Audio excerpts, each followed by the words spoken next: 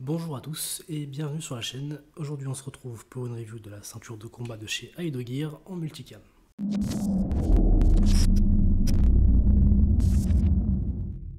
Donc cette ceinture, c'est une ceinture de chez Aido Gear, une ceinture de combat en laser cut que vous pouvez retrouver sur Amazon au tarif d'environ 30 €. Voilà, c'est une ceinture que vous pouvez retrouver en plusieurs coloris. Là je l'ai en multicam. Vous pouvez la retrouver en coyote, en ranger green et en noir. Donc cette ceinture, comme je l'ai dit, est une ceinture de combat, c'est-à-dire qu'elle vient avec une ceinture interne et une ceinture externe. L'interne, c'est celle qui va venir au niveau de votre pantalon pour faire le serrage et du coup qui est entourée de velcro mâle et femelle. Et la ceinture externe, c'est celle qui va faire le port de charge. Et vous pouvez voir, il y a du velcro sur tout l'intérieur de la ceinture, donc du velcro femelle. Vous pouvez voir la boucle qui est assez imposante. Bon, alors les indications qui sont écrites dessus en kilonewton, j'ai envie de dire, ne vous y fiez pas. Ce n'est pas une boucle, on va dire, d'une très grande qualité. Même si, bon, pour l'airsoft, ça fait le travail, hein, mais je ferai pas du rappel avec. Hein. Cette ceinture, comme vous pouvez le voir, a des découpes en laser cut sur tout le long de sa partie extérieure. Ces passants-là sont faits pour y mettre des poches. Donc on peut y mettre des poches chargeurs, etc. Hein, tout ce qui est en molle, basiquement. C'est une ceinture qui n'est pas très haute pour une ceinture de combat. On ne se retrouve pas avec les grosses ceintures molles, avec les gros passants bien imposants à l'extérieur. Ça, c'est un peu les nouvelles ceintures de combat qui se font à l'heure actuelle. Beaucoup moins épaisses, beaucoup plus agréables à porter. Et aussi très rapide à enlever, hein, parce que basiquement vous avez juste à tirer ici, la descratcher, vous gardez quand même votre pantalon qui tient bien. Mais la ceinture avec sa charge n'est plus sur vous. Qu'est-ce qu'on peut dire de la qualité de fabrication de cette ceinture? Eh bien, on n'est pas sur un vrai multicam. C'est quelque chose qui se remarque potentiellement si vous en avez du vrai. À titre personnel, j'en ai pas. J'ai un uniforme qui est fait en faux multicam aussi, qui est de bonne qualité en soi, hein, mais au niveau du tissu en lui-même, ce n'est pas du vrai. Je vais vous montrer d'un peu plus près. Donc, si vous en avez du vrai, peut-être que ça va jurer, je ne sais pas. Maintenant, pour 30 €, est-ce qu'on peut vraiment se plaindre? Je ne suis pas sûr.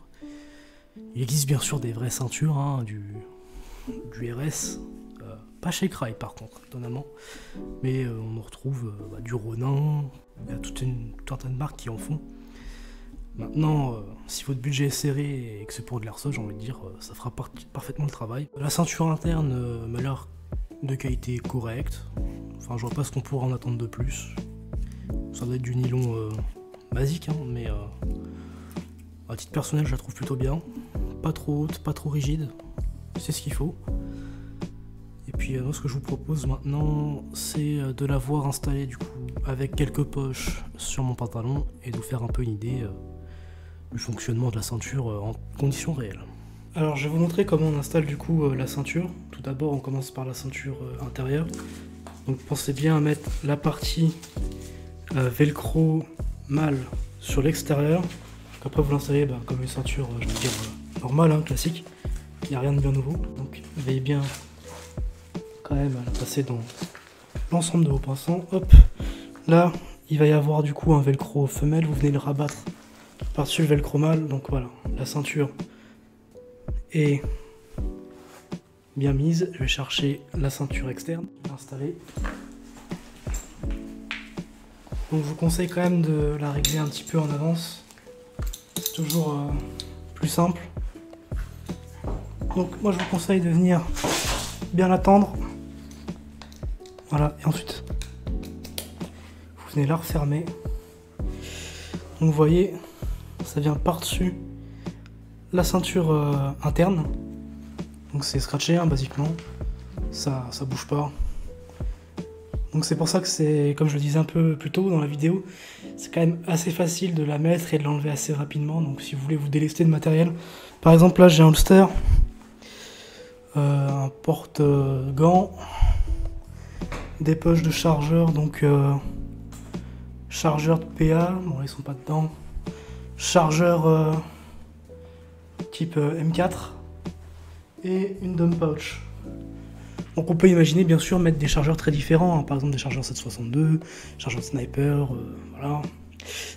Par contre c'est pas des poches celles-ci que j'aurais tendance à vous conseiller, les poches en tissu comme ça, parce que c'est pas très adapté à un porte-charge sous ceinture. Vous risquez d'avoir des problèmes de rétention par exemple. Là j'ai un chargeur de Glock 17, donc vous voyez déjà c'est assez difficile de réindexer. Et là donc j'ai un chargeur Stanag standard, hein. Donc vous voyez, ça passe, hein, ça va pas trop bouger, c'est quand même bien maintenu, mais vos chargeurs ne sont pas forcément bien maintenus dans leur poche, surtout ce type de poche là, on est quand même sur des passants simples, on n'est pas sur 3 bandes de passants qui là vont permettre d'avoir un très bon placement de la poche sur un gilet par exemple. Donc je vous conseillerais d'acheter des poches rigides telles que les HSGI, les tacos, donc on a aussi les poches Kiwi qui sont de très bonnes poches, je crois que Heidegger en fait, notamment pour chargeur 762, chargeur 5,56 et 9 mm. On peut voir aussi tout un tas d'autres poches rigides hein, qui seront compatibles en passant molle, mais c'est vraiment les poches que j'aurais tendance à vous conseiller. Bon, vous voyez que ça fonctionne quand même avec le reste, hein. Donc j'aurais tendance aussi à vous conseiller donc bien sûr de mettre une dump pouch, un peu comme là. C'est toujours pratique à avoir. Et donc ouais, un holster. Voilà, donc ça passe soit sur du molle, soit par du support de ceinture standard, ça devrait faire le travail. Pour conclure sur cette ceinture, pour 30 €, on se retrouve avec une ceinture de bonne qualité, même si bon, faudra pas vous attendre non plus à tirer un camion avec, hein, mais pour ce qu'on lui demande, franchement ça fait le travail. Il y a quand même pas mal d'emplacements molles, ce qui est assez agréable.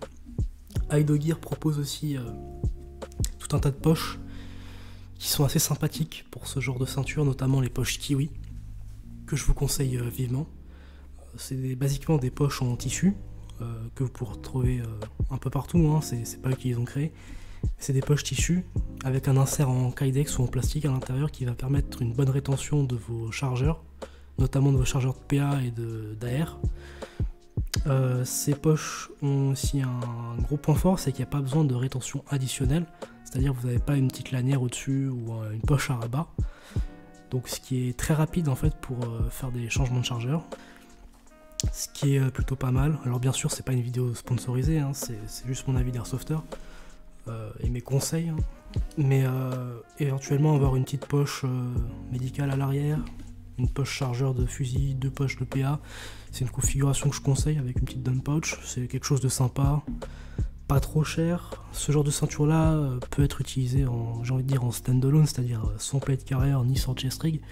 Vous avez quand même de quoi installer pas mal de matériel dessus, ce qui peut être aussi une solution par exemple si vous êtes sniper et que vous voulez être assez léger.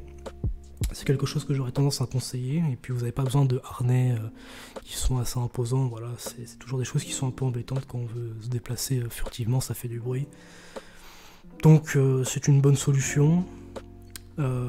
Pour lui donner une note, je vais dire 3,5 sur 5, parce que niveau tissu ça pourrait être un petit peu mieux, la boucle pourrait être un peu plus résistante, mais bon c'est vraiment pour chipoter. Mais c'est surtout au niveau du tissu multicam qui m'a l'air pas ultra réussi, j'ai envie de dire. Alors sur un uniforme complet ça se verra pas forcément, hein, mais en individuel c'est quelque chose voilà, qui m'apparaît un petit peu quand même. En dehors de ça, pour le prix franchement allez-y, c'est pas une grosse perte si vous n'aimez pas, vous pouvez renvoyer, en plus c'est Amazon, donc vous avez un délai quand même assez large pour envoyer. C'est du Prime donc vous l'avez le lendemain. Et puis honnêtement je pense que vous en serez satisfait, hein. C'est pas non plus un item voilà, qui est très compliqué. J'espère que la vidéo vous a plu, n'hésitez pas à laisser un like, un commentaire, si vous l'avez n'hésitez pas à dire ce que vous en pensez, c'est toujours bien de savoir un peu ce que les abonnés en pensent du matériel. Voilà, et puis ça pourra toujours aider ceux qui passent sur la vidéo à se faire un avis un peu plus grand. Et puis je vous dis à bientôt pour une prochaine vidéo.